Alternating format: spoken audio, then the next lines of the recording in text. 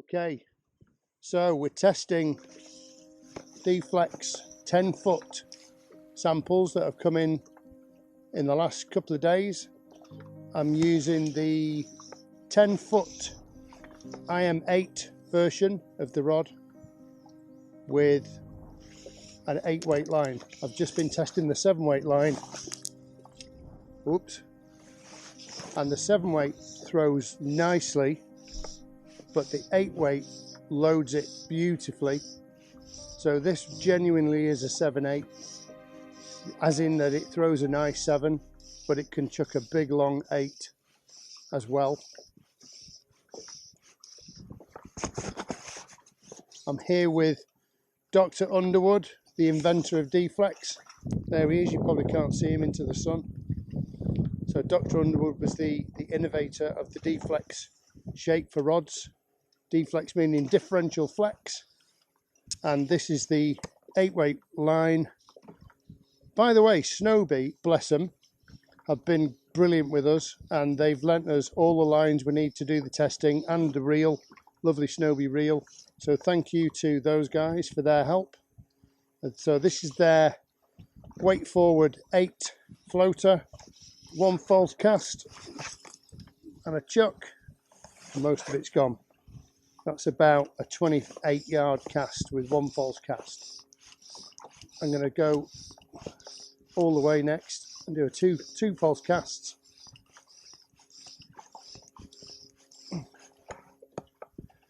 See if we can.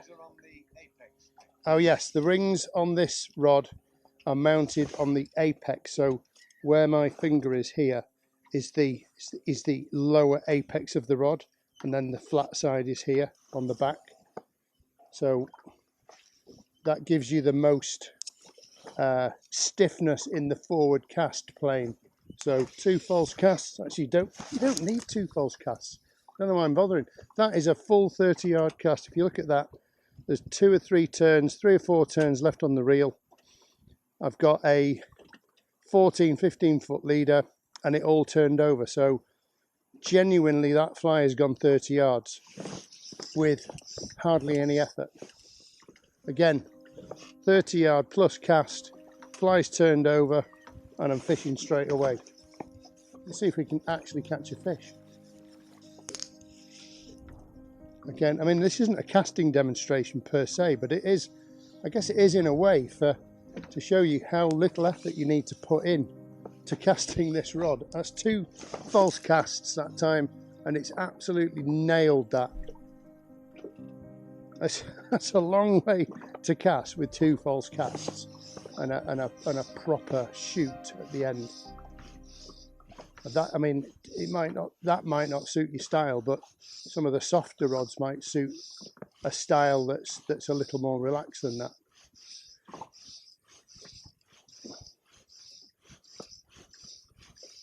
So this is made with IM8 carbon, which is stiffer. The other rod, some of the other rods, which are made with a standard carbon fibre, are just as good a casting tool as this. Maybe not just as good, nearly as good, but slightly softer, slightly more forgiving.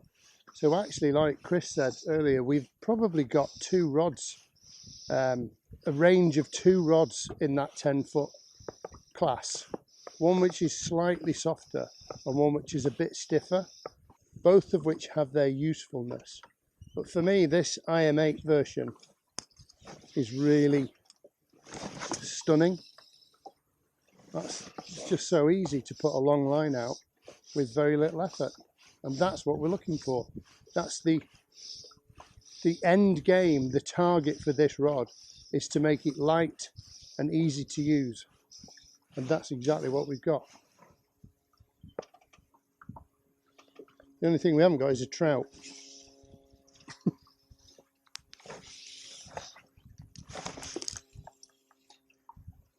That's 30-yard cast, hit the back of the reel, turned everything over. Beautiful. See if we can nail a fish. These are all floating lines that Snowbee have lent us, so possibly not the right line for today. Bright sunshine, gin clear water.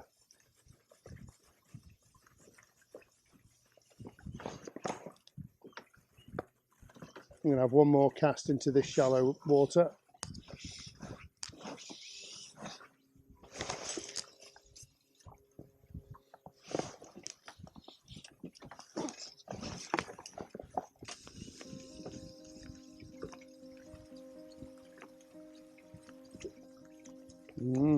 Thought I might get a fish in there.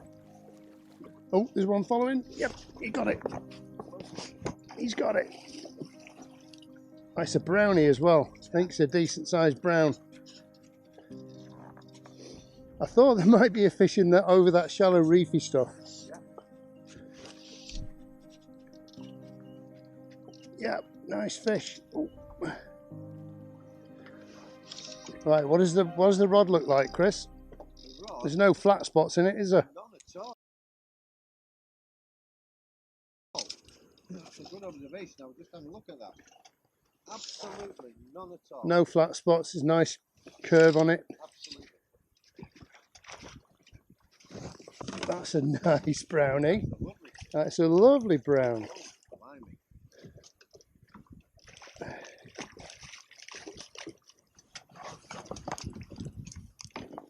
Get in. Thank you. That's a cracker, isn't it? Look at that for a fish.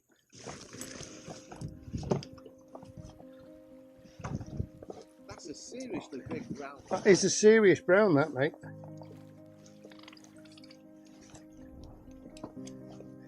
Okay.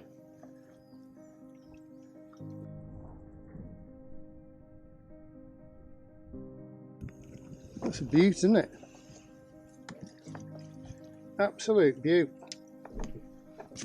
That's it's a big old fish. Come on, fishy. Are you ready? He's ready.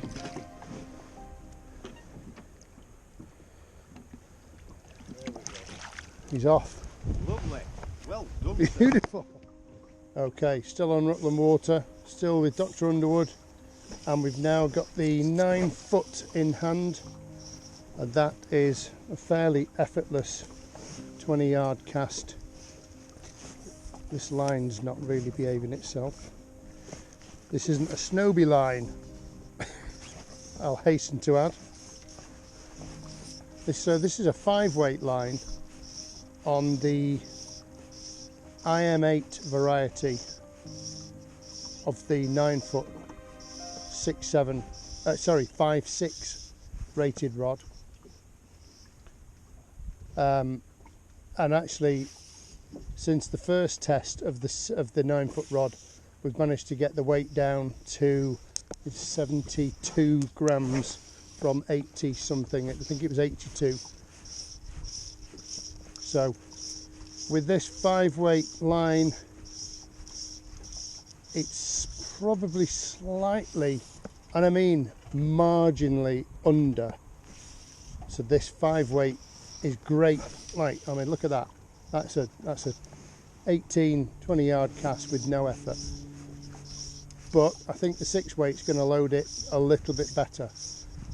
But that genuinely makes it a 5.6 because it's pretty effortless with a 5. So for chucking, for chucking dries around, you're only going to be throwing them that far. For fishing in a river, you're not going to be fishing much further than that. Very, very easy to use, very lightweight in your hand. Puts the fly exactly where you point it. And the oscillation again with the deflex shape and IM8 carbon, watch the tip, it just instantly recovers.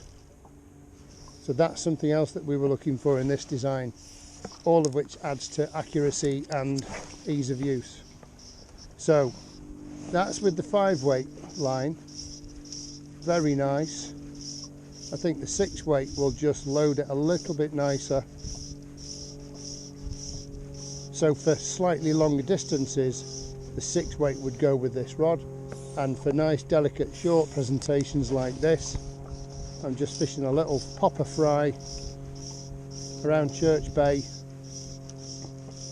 and this is ideally the kind of style that works with this kind of method.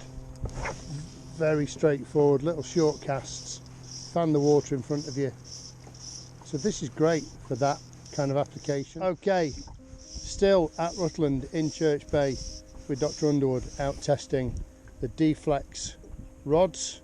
This is the 9-footer for 5/6.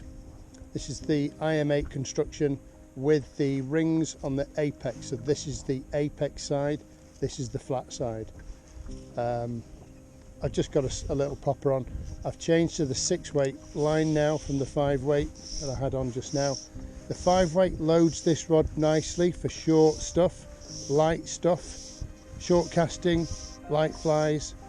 If you want a little bit more distance, if you're fishing off the bank of a small lake or off the boat and you need a little bit more distance, the 6-weight line loads this rod beautifully. So just so effortless with the 6-weight line.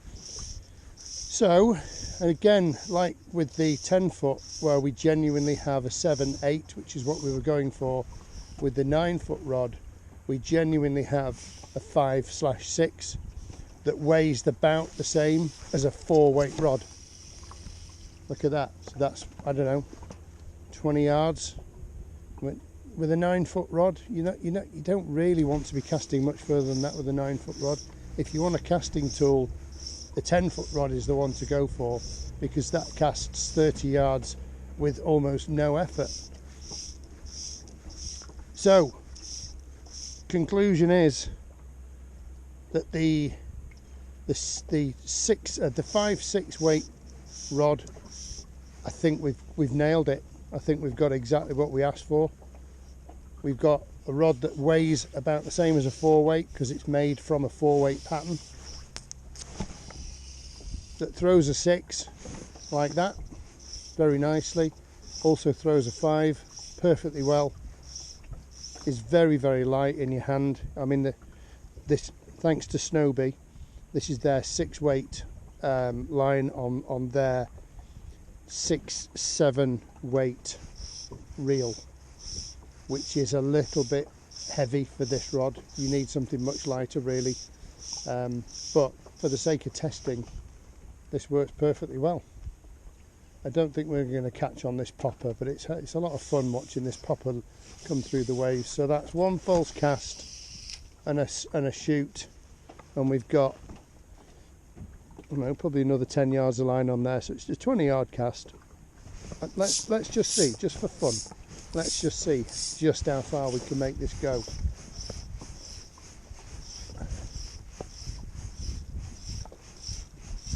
I think as the light goes, Chris, we might get a bit more interest to this popper. Right, so I was saying, this isn't a rod that's designed for distance casting. It's not a rod that we would say you would buy for distance casting, but just for the sake of the test, while we're out testing, we've got a Snowbee 6-weight line on this rod, and I'm just going to see how far I can make it go without overloading it. That ain't bad for a 6-weight, for a 5/6 weight rod. We've just chucked at least 25 yards of line, and you know, for this kind of a rod, that's a maximum kind of distance you're going to need.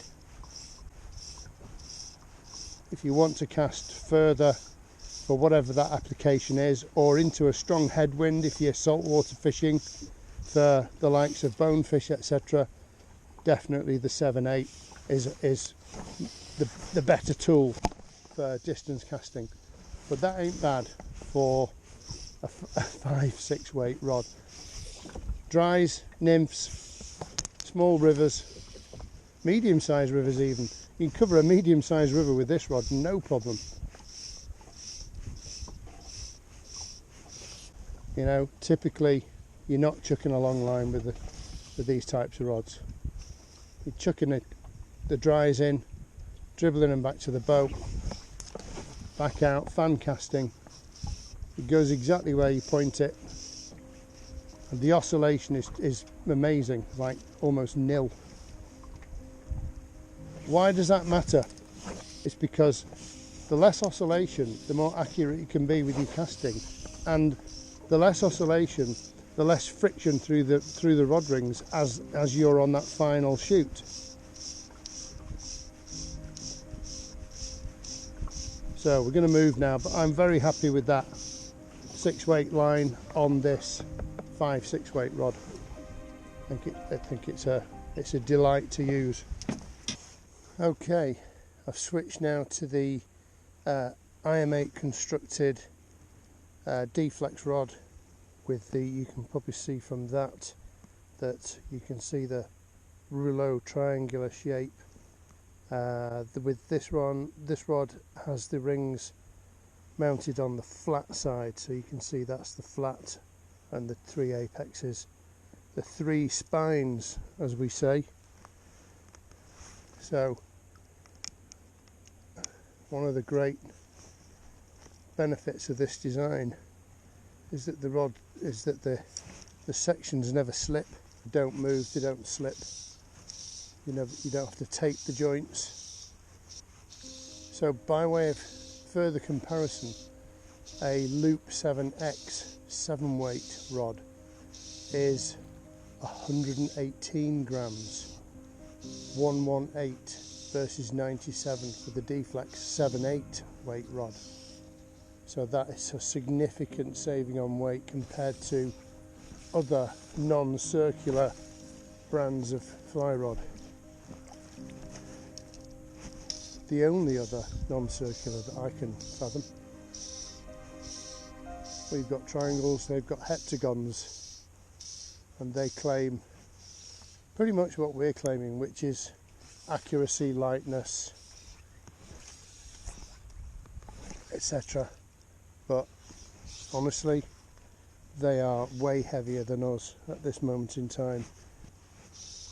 So I can tell already though that this, because my forward cast is using the softer side of this rod, I can already tell that it's a nice tool for fishing with, but for punching a big cast, my bet is that the rod with the rings mounted on the apex is going to be better for that final punch. What this will give you is a rod that's stiffer in the fish playing plane. So when you're playing a fish, it's gonna beat the fish more quickly. Sometimes that's not a good thing because you can pull the hook. But you can tell it puts out a nice line. But I'm going to switch now to the IM8 D-flex rod with the rings mounted on the apex for a direct comparison. Okay, so we're now using, or about to use, the IM8 constructed D-flex rod with the rings mounted on the apex. Rings mounted on the apex gives you the punchiest, strongest side of the rod in the forward stroke. So that means this should be punchier in terms of the forward, that final forward punch or shoot, whatever you want to call it. This time I'm using the Snowby 8-weight line, it's a floater. I could catch a fish on this. It's fairly shallow where we stood, and already I can tell that is a better combination of line and rod. This is an 8-weight line. I was using a 7-weight line on both the other rods. This line definitely loads the rod better. So it is, as concluded from the boat, this is genuinely a 7/8. If you look at the oscillation or lack of oscillation at the end of the rod, that recovers really very quickly, and is one of the design attributes of this construction. The D-flex theory is that you should get a lighter rod with less oscillation, better accuracy, So I think I have to conclude that my favourite construction, whether it's normal carbon or IM8 carbon, is the 10 footer with the rings on the apex. It casts beautifully, almost effortlessly.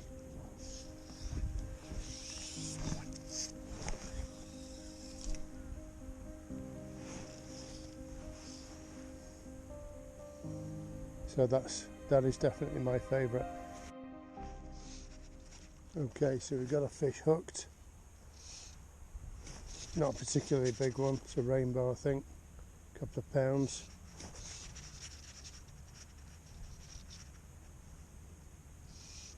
Everything looks good with the rod. I now have to negotiate these icy rocks to get down there.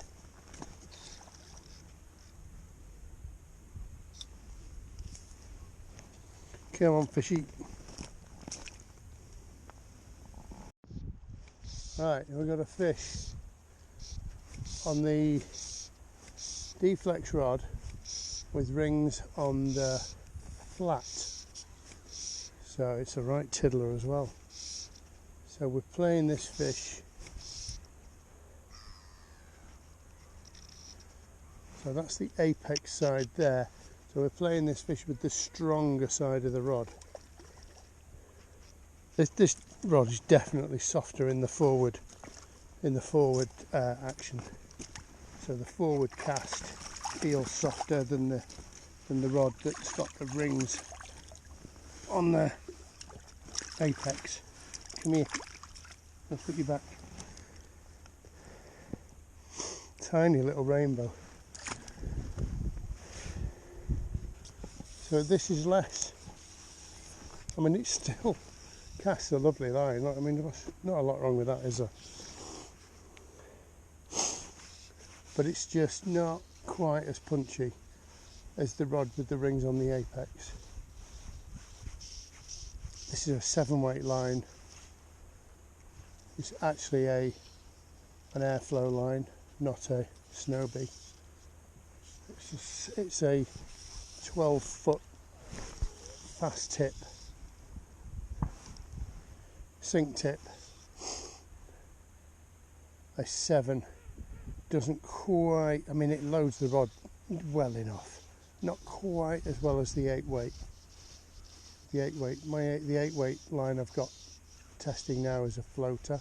Mind you, there's quite a few fish topping now. We'll probably, oh, there's one. Wow. Cracking take. It's only a little fish though. By the looks of it. I'll have to go nuts in this cold water though.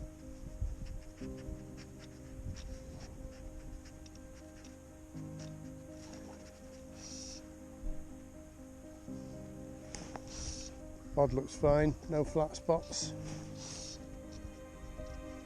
Nice curve, nice progressive curve in it.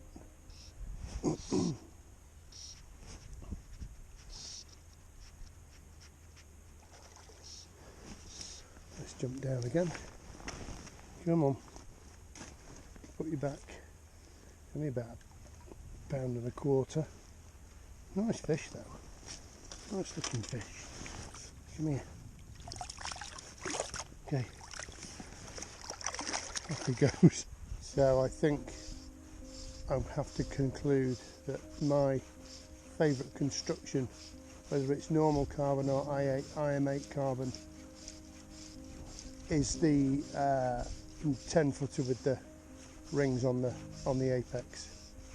It casts beautifully, almost effortlessly.